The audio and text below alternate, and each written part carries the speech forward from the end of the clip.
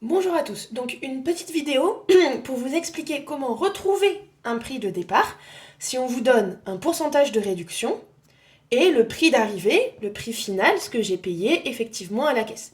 Donc les informations importantes sont ici et moi je veux retrouver le prix de départ. Donc comme d'habitude, on va faire un petit schéma pour représenter les informations importantes. Donc le prix de départ, on ne le connaît pas, mais on sait que c'est 100% du prix de départ. Maintenant,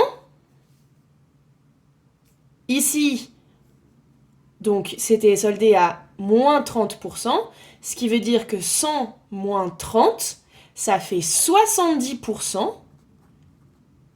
que j'ai effectivement payé. Et c'est 70% du prix de départ, c'est 42 €. Donc 42 €, ça représente 70%. Donc ici, vous êtes obligé de faire l'effort, donc de faire la première méthode dont je vous avais parlé dans la vidéo sur les pourcentages, où je vous expliquais que quand on avait une réduction, je préférais que vous me calculiez d'abord le pourcentage qui reste à payer, plutôt que de me calculer les 30% puis le prix final.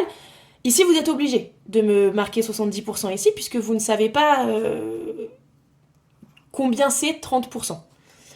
Ok, donc 70%, ça vient de 100%, moins les 30% de réduction, 100 moins 30, 70%. Je paye 70% à la caisse.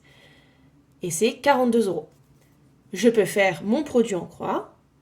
Donc, vous partez en face, soit ici, comme vous voulez.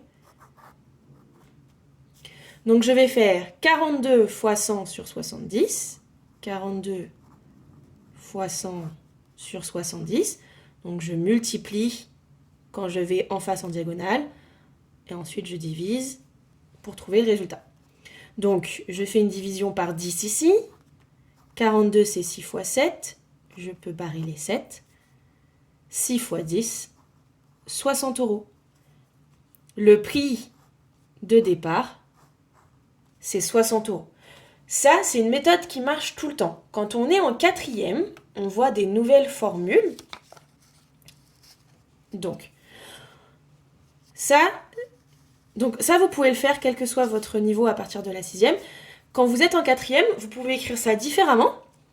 Vous savez que le prix de départ, donc moi je vais l'appeler P0,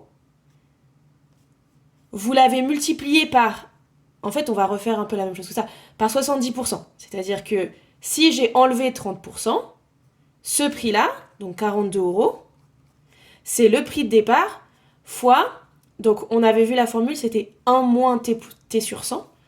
Donc 1 moins 30%, ça fait 70%, ça fait 0,7. 70 sur 100, on recule 2 fois parce qu'il y a 2 zéros en bas, ça fait 0,7.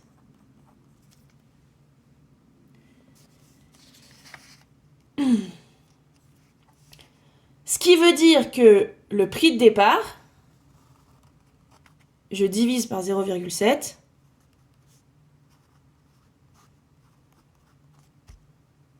Voilà. Donc ensuite on fait le calcul. Pour rappel, si je veux me débarrasser d'une virgule, je multiplie par 10. Ensuite, ça c'est 7 fois 60, c'est 7 fois 6 et je rajoute le 0. On retrouve les 60 €.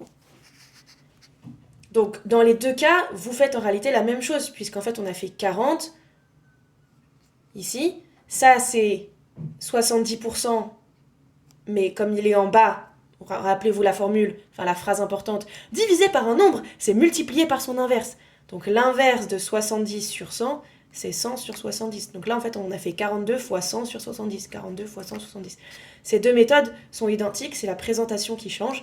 Ça, c'est une présentation qu'on commence à voir en quatrième. Mais si vous n'êtes pas très sûr de cette présentation, revenez sur les bases que vous avez vues en sixième et en cinquième. Ça marche très très bien.